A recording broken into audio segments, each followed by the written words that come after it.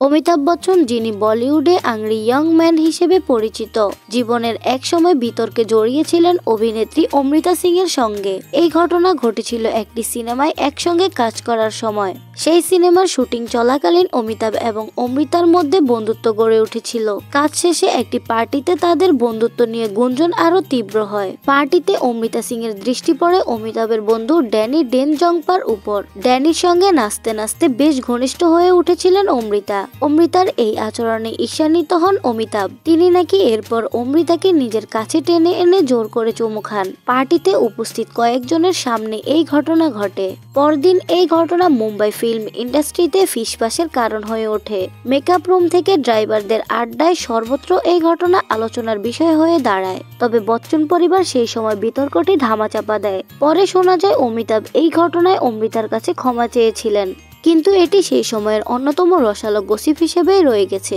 So viewers, ভিডিওটি কেমন লেগেছে অবশ্যই কমেন্টে জানাবেন। ভিডিওটি ভালো লাগলে লাইক, কমেন্ট, শেয়ার করে পাশে থাকবেন।